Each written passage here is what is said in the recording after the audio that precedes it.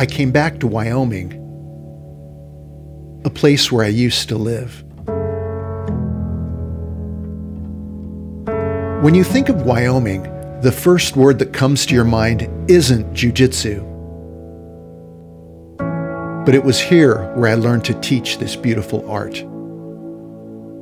7 years ago, I arrived in Wyoming as an eager brown belt ready to open my own school. This is where I put in the work to become a black belt. Although I no longer live here, I still feel deeply connected to this state. But this time I was here to attend a retreat that Roy Dean was hosting for his worldwide network of affiliate instructors. So after a long drive, at the end of a long dirt road, I arrived at an incredible lodge on the Platte River in Saratoga, Wyoming.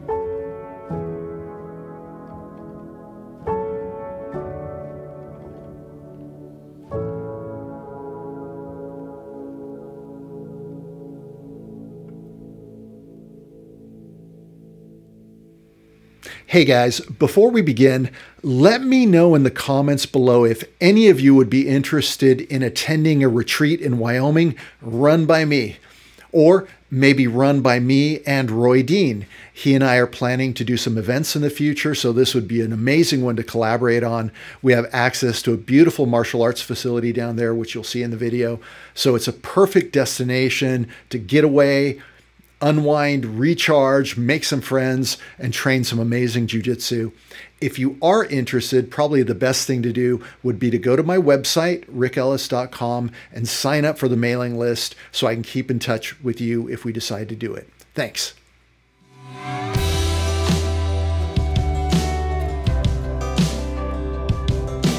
Okay, first up, Mr. Roy Dean. A lot of jiu-jitsu is recognizing an opportunity and then having the right movement or strategy to take advantage of that opportunity.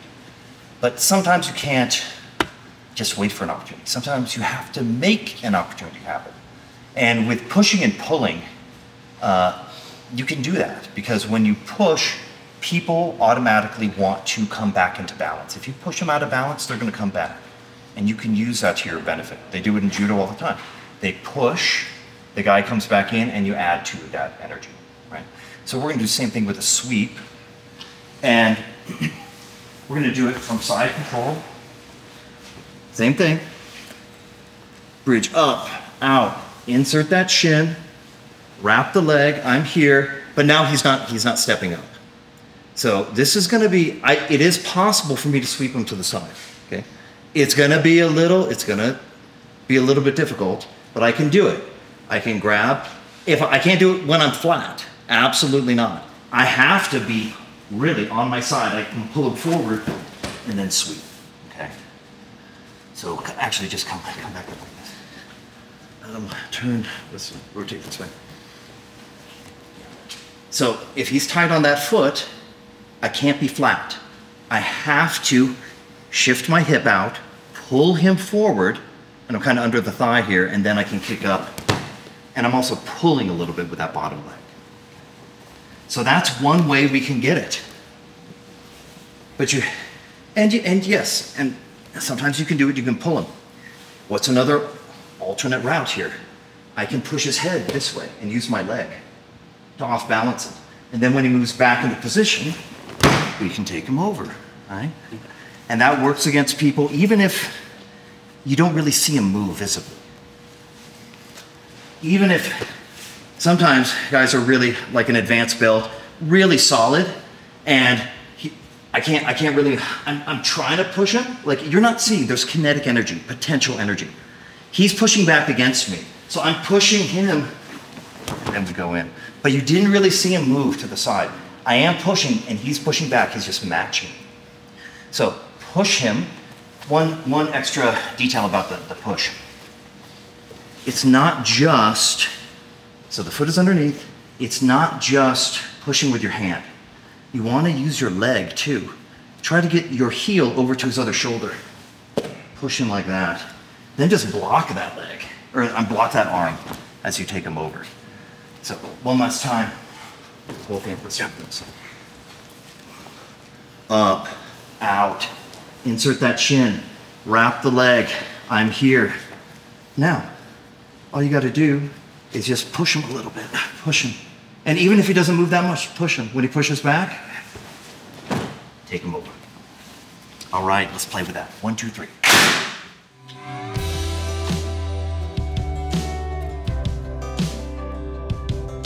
Next up, Chris Mikuta, Judo black belt, Jiu-Jitsu black belt, and all-around badass. Chris is going to teach one technique from a system of takedowns that will be appearing in my upcoming instructional for older grapplers. So one of the things I teach everybody in my club, especially my competitors, is the collar drag. The collar drag, in Japanese, in Judo, they call it ukiwaza. But in Jiu-Jitsu, we just call it a collar drag. All right, so we get into our stances, and to make this simple without overcomplicating things, again, I'm trying to stop his power hand. So if I'm able to get onto power hand before he's able to do anything, perfect. If he gets his grip, I immediately have to work to break this grip, right? So I want to, everybody's got videos out for grip breaking stuff. For me, I understand that where his fingers are is the weak point. So in this particular configuration, I know that I'm gonna wanna slide his arm down while kind of straightening my back out. And you're gonna have varying degrees of success with this, but that's for another class. So I pop this, I punch this, and then I immediately, once I do, I come up and I grab that cross collar grip on him. I start to move, right? And as I move, what I'm trying to do is I want to put his face right down on the mat right there, right? Stiff arming this down, and then immediately coming up into a top position on top of him, all right? And so we're all clear, in Jiu-Jitsu rules, me taking him down and him going to his knees, if I can hold that for 3 seconds, that's 2 points. I don't have to get him on his back. I don't have to be on top of him for 3 seconds. These are things you can do. But as long as I can get him down to the mat and get his knees to the mat, hold it down for 3 seconds in some configuration while he's got at least one knee on the mat, I'm gonna get 2 points, all right? So, one more time with this. This is a good angle. So we're here, he grabs, pop this, I grab, I move, and then immediately stiff arm, and then come up on top and cover. He's gonna move. He's gonna do something after that. Most guys that I've done this with pull guard automatically, so just know that's gonna happen.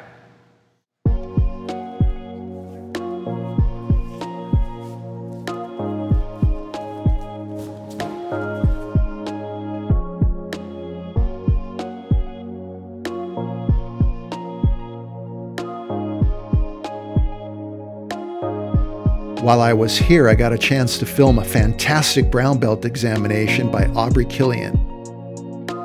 That video should be available at Roy Dean's YouTube channel very soon.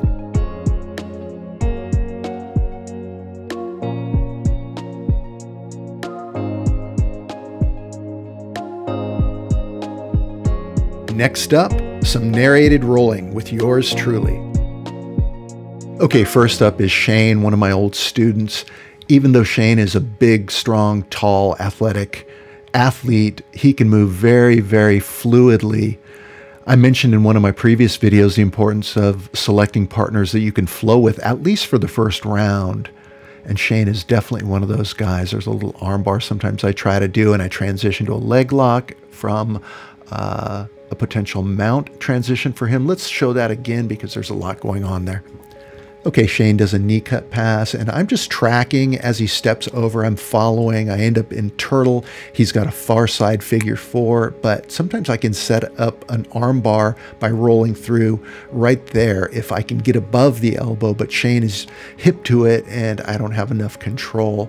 What I do have to be careful of, though, as I rotate to escape the back, is he might be able to get to mount. And there are a few ways to deal with this. A creative way is just to rotate into ashigarami. He starts to escape, so I switch to a toe hold, and then I come up and attach to his hips so that he doesn't have total freedom. He's going to try a little judo throw right there, and I tip him over and get to side control. I'm not really trying to lock him down too much because we're just warming up. Shane has a triangle set up from side control, but I'm postured up a little bit, so I don't think he's able to do that. Instead, I'm going to pop around and get past his knees. He is doing a cross arm to deny my cross face, but look at what I do. I turn that into an Americana. That cross arm is a really great defense, but you have to be careful of a potential arm lock. Okay, Shane tries to step over to mount, and look at my elbows. I'm just connecting to his hips, trying to keep him from settling his weight down. And then I set up kind of a waiter sweep here. Let's look at that again. Okay, as soon as I feel a little bit of separation, I'm going to insert my top knee, and my bottom knee is blocking his foot, so I can do a push-pull action and take him over. I try to use that to step into Ashi, but Shane is hip to it and he tries to jump over. I block, and I'm just playing, some leg lock setups, nothing real crazy, and he counters, and I rotate up. He tries to set up a loop choke there. You can't really see it, but I managed to counter it and step around to side control and get a basic crossface, and I'm attached to his hip with my close arm there. I try to pop up to knee on belly. He inserts his knee. That was a good move for him, but I'm able to slip through. Maybe there's an Americana here. He straightens.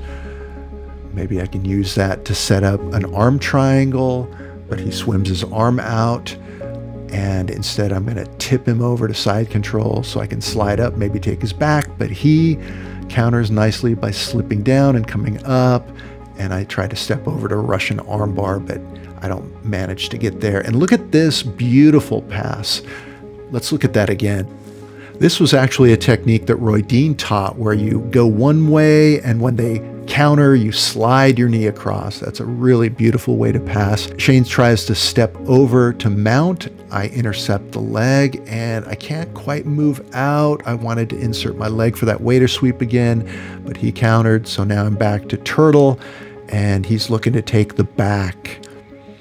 I'm going to attach myself to his far arm and roll through, and there's that little arm bar I like again, but he drops his elbow, and I'm blocking his leg so he can't step over to mount, and I'm real heavy on his bottom leg so that he can't really move very easily. And then as soon as I've got a little space, I'm going to rotate myself around.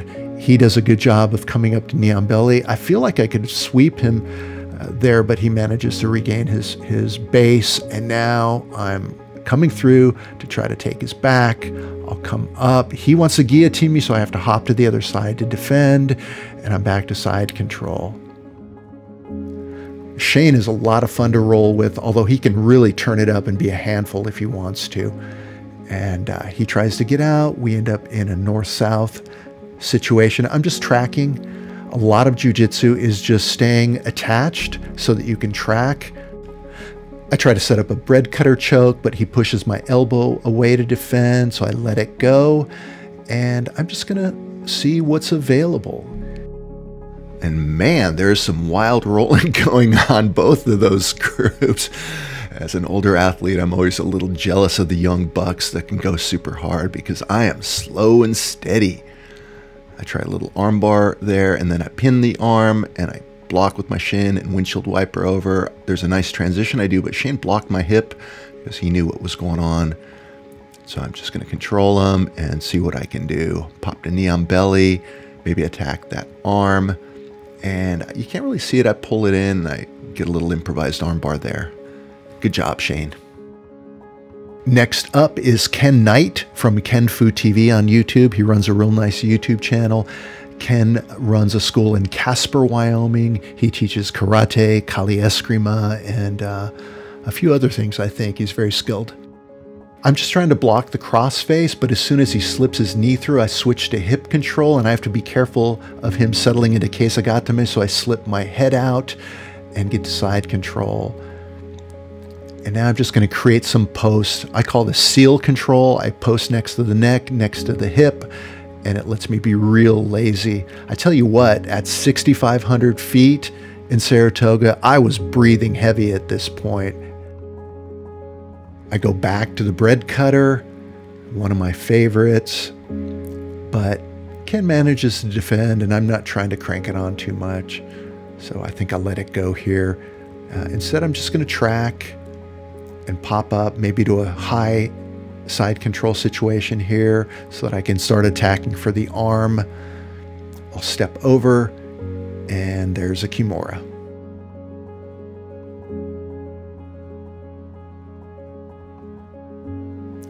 Okay, here we go again. I'll get some initial grips, maybe get a connection. Ken goes for knee cut pass, but it's kind of a loose one, so he gives me space to keep my feet in between us. He tries to go the opposite direction, so I'm going to sit up to deny him taking side control and get back to where I'm facing him. My goal is always to stay connected so I can slow my opponents down. I've got his ankle, and I'm going to use my instep there to try to block his leg and tripod sweep him. And now I can come up and get past into side control. He tries to rotate out. We end up in north-south. I am not moving fast right now, so I'm just staying connected. I'm not trying to be too heavy on him. I've just got some posts so that Ken has to figure out technical ways to get out as I continue to just try to monitor and track his movement. And he's out. We'll start up again and check out how I pass his guard. I'm just going to get a hold of his knee and push it across. Sometimes that's the simplest thing to do, is just slip past. I'll get to the far side, get my figure 4 control, and I'm setting up a leg scissor choke right there, and I get the tap. Okay, we start up again, and you'll notice that Ken is a little indecisive initially, and that happens sometimes when you're a lower belt. You're still thinking, but then he decides to do this really nice cartwheel pass, and he gets to side control. I'm facing away so he can potentially take my back. Instead, I think he's going to pop up to knee on belly. I'm a fan of getting to my side when someone has me in knee on belly, either facing them or facing away. He tries to maybe set up a little knee bar attack, then he pivots and I intercept that leg. I don't want him to completely close the distance. Now he's pinning my hand and I pummel, get to his hip, and I'm able to rotate out. That's a real high percentage way for me to escape, just getting to the hip. And I think I'll try to rotate to mount here and step off to knee on belly on the other side. I've got his arm. I'm thinking about an arm bar here. I think I'll push on his head, rotate through, and get the arm bar. An old classic. And I am surprisingly tired at this altitude. It's no joke. Good job, Ken. Okay, next up is Abrie. Abrie earned his brown belt the very next day. So I'm just going to get some connections. My goal is always to push and pull, to push with my feet, hook with my feet, use my feet as obstruction, staying in front of my opponent. Abrie likes to come up the middle. I threaten a little bit of a triangle there, but he is trying to come up the middle. He's trying to force half guard, which he likes to do. He's got a very strong pressure-based game coming up the middle. He's triangled, capturing my leg, and I have to take that threat seriously. There's a bit of a knee bar that he might try to hit, which is why I'm pointing my knee down to deny it. And I've got a hold of his belt, and I'm punching in on his sleeve.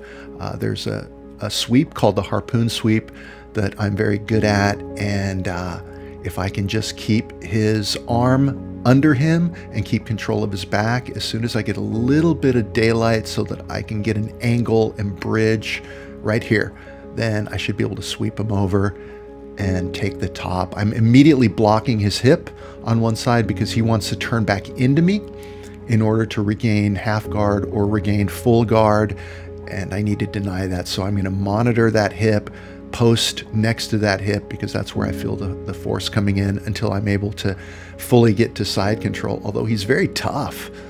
Abrie's very strong, he's very dynamic, and he can be hard to hold down. As an older athlete, just being able to maintain control over someone can be a huge victory. It's not always about the submission, it's were you able to dominate. Abrie works himself to butterfly guard. He's got a hand in the collar. I've got to take that seriously. I'm just going to try to pin a leg and see if I can step around. He's threatening a choke there, but I'm going to get the angle back step, and now I'm back to side control, dominating him a bit from that corner. That's really where I want to be, trying to stay heavy. I'm setting up a bread cutter. I feel like a broken record here. I do a lot of the same things, but we all have patterns. We all have things we're good at. I'm going to set up my bread cutter choke. Honestly, my hands aren't that strong, and I usually have a pretty good sense of whether I'm going to be able to finish it based on how they're defending, and I just didn't feel like I had enough to finish that. So I'm going to move on, maybe see if I can attack one of the arms. Although he starts to invert, he wants to come back around, he wants to get a knee in. Now he's captured my arm. There's a triangle threat there if I can't get that arm out, but now I'm back. It looks like I'm setting up the bread cutter again, and here I make a little bit of a mistake. I step over to maybe try to set up for an arm attack, and he manages to tip me over, and he immediately goes to his bread cutter choke. He has a great bread cutter, and he's very strong, and so he gets the tap. I have a bulging disc in my neck, so I don't typically fight chokes very much. And he pulled on my ankle and kind of tweaked it a little bit, and so he was apologetic about that. Stepping over, there's a potential knee bar on that captured leg, or he might be able to roll and take my back. There's a few things he could do from here that I need to take seriously. In this case, he decides to slide up and start attacking maybe the top arm. And so I'm defending.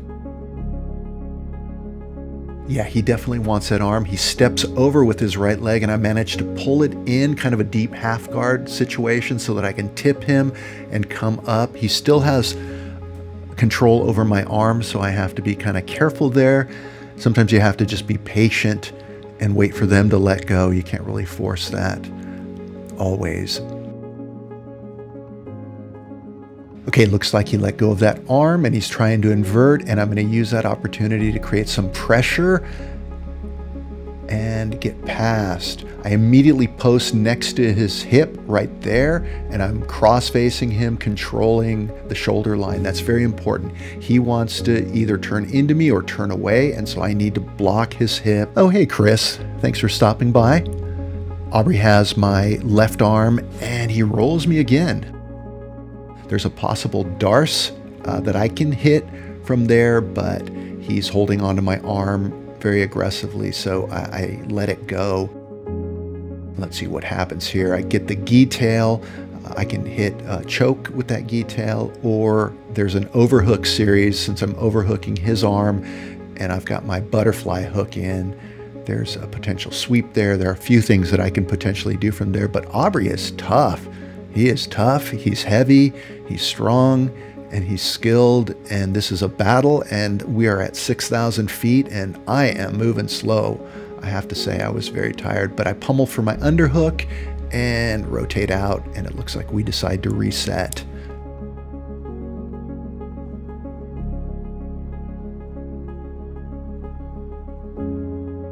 All right, one more sequence here. He decides to play bottom. I'm going to slide through with a knee cut and get to the corner, one of my favorite places to be, so I can attack one of the arms or attack for a choke from the top. But at this point, I think I'm going to be happy just controlling him. There's a possible arm lock that I can set up, or a darce, but he loves that reversal. That's very good on his part. And the clock ends. Tough battle, but that's how it goes in jiu-jitsu. Don't forget to check out Abrie Killian's brown belt demonstration on Roy Dean's YouTube channel. It should be up here real soon. Okay, that's it for today. And don't forget, I've got some instructional courses at rickellis.com. Or if you're looking for hoodies, t-shirts, swag, rash guard, visit artofskillgear.com. Thanks for watching.